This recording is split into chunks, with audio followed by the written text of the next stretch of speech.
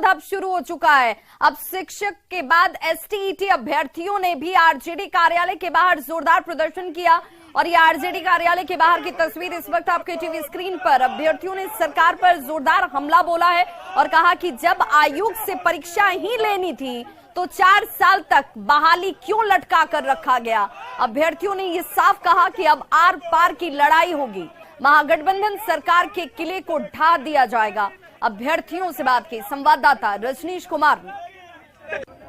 नई शिक्षक नियमावली आते ही लगातार विरोध जारी है। एक तरफ राज्य भर के नियोजित शिक्षक विरोध कर रहे हैं, वहीं एस्टेट अभ्यर्थी भी अब आरजेडी कार्यालय के बाहर प्रदर्शन करते नजर आ रहे हैं। साथ ही जो नियमावली है उसको फाड़ कर विरोध कर रहे हैं, मुर्दाबाद का नारा लगा रहे हैं। ये विरोध किस लिए?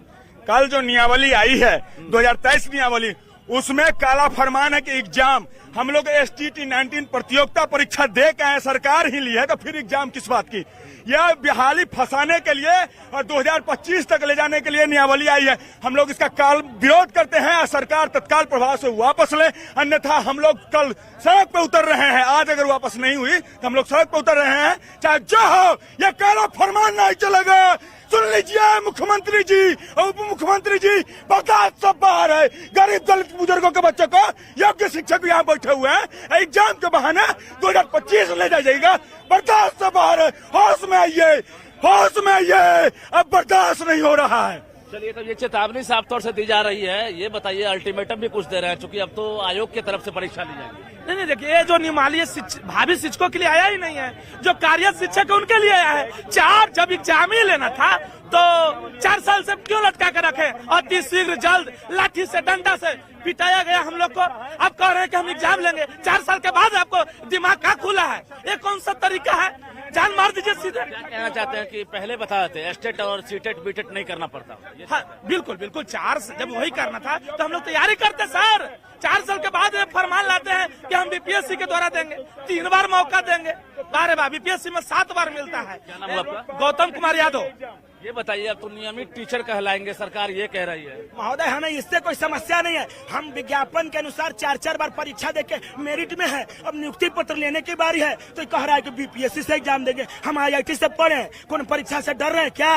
लेकिन फिर हमको 4-5 साल झोंकना चाहती है सरकार। आर पार की लड़ाई होगी और तेजस्वी यादव लंका ढा देंगे। यदुवंशी खानदान से हो और समझ लेना, मोड़े मोड़ पराजित करेंगे। इस राज्य में जहाँ बैनर पोस्टर मिलेगा वहीं आग लगा देंगे। क्या नाम हुआ आपका? अनिल कुमार, आईआईटी से पढ़ा हूँ। सरकार कह रही है कि हमने बहुत कुछ कर दिया, अब तो 3 लाख बहाली करने की हम तैयारी कर रहे हैं। अरे ये कुछ नहीं कि बेवकूफ बनाए, हम लोग को बेवकूफ बनाया गया। बात है नियुक्ति पत्र मिलेगी तो अब कह रहे हैं कि आयोग से परीक्षा लेंगे। ये कौन सी बात हो गई? हम लोग 4 साल से नियुक्ति के पत्र की बात कर रहे थे, अब नियुक्ति पत्र नहीं मिलेगा, अब फिर से परीक्षा दीजिए। अरे तो पहले से हम लोग परीक्षा नहीं दिए थे, मेरिट में बिना परीक्षा के आ गए। अरे आप ही ने परीक्षा लिए थे, आप ही ने मेरिट दिए हुए हैं। आनंद किशोर से आकर पूछिएगा, वही हम लोग को मेरिट ला के दिए हुए हैं। परीक्षा नहीं देंगे आप लोग? अरे भाई, हम लोग परीक्षा आप कुछ से ले लीजिए, लेकिन जो परीक्षा वाले ले चुके हैं, जो मेरिट बना के दे चुके हैं, उसका क्या करें? उसको बताइए क्या करें। मेरा नाम रुपेश कुमार सिंह। बिल्कुल, तो अभ्यर्थी यही सवाल पूछ रहे हैं कि पहले हमने बीएड कर लिया, उसके बाद एस्टेट कर लिया, और जो प्रारंभिक वाले हैं वो कह रहे हैं कि हम डीएलएड कर लिए, बीएड कर लिए, सीटेट कर लिए, बीटेट कर लिए। अब भला आयोग से किस प्रकार की परीक्षा? सरकार अगर पहले बता दी होती तो हम लोग इतनी फजीहत नहीं झेलते।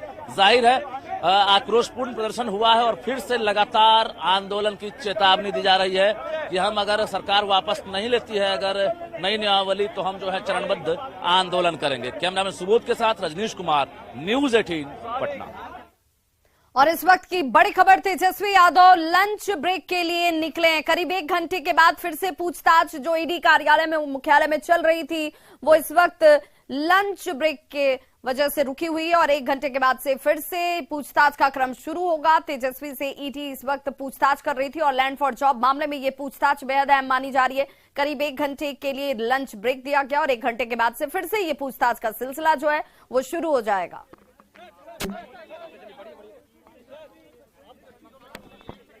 तो तेजस्वी यादव से पहली बार ईडी की तरफ से ये पूछताछ हो रही है और इसी पूछताछ में कई तरह के सवाल जो हैं वो ईडी की तरफ से तेजस्वी के सामने रखे जा रहे हैं। हालांकि इस वक्त लंच ब्रेक के लिए तेजस्वी यादव बाहर निकले हैं।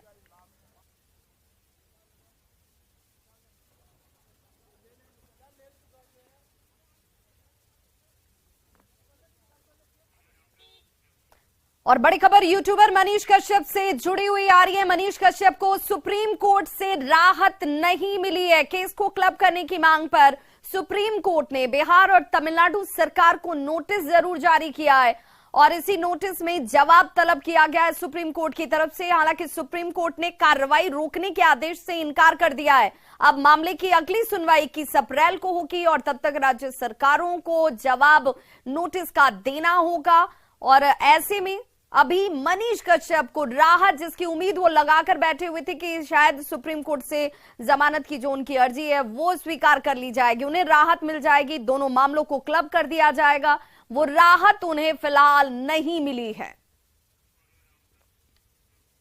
अगली खबर दिल्ली से, जहां रामनवमी के दौरान हिंसा के मामले पर सुप्रीम कोर्ट सुनवाई करने को तैयार हो गया है। सुप्रीम कोर्ट 17 अप्रैल को मामले की सुनवाई करेगा। सुप्रीम कोर्ट दंगों के मामले की जांच कर सुनवाई करेगा। याचिका हिंदू फ्रंट फॉर जस्टिस की तरफ से दायर की गई, जिसमें पश्चिम बंगाल, बिहार, महाराष्ट्र, कर्नाटक, तेलंगाना और गुजरात में रामनवमी के जुलूस में हिंसा जो हुई उसका हवाला दिया गया है। संगठन ने संपत्ति के नुकसान के लिए हर्जाने की मांग की है। साथ ही हिंसा प्रभावित राज्यों से रिपोर्ट तलब करने की भी मांग की गई है। हिंदू फ्रंट फॉर जस्टिस संगठनों ने हिंदुओं की शोभा यात्रा को नहीं रोकने की मांग की है। मुस्लिम बहुल इलाका बताकर जो रोक दिया जाता है यात्रा को, उससे नहीं रोकने की मांग की गई है।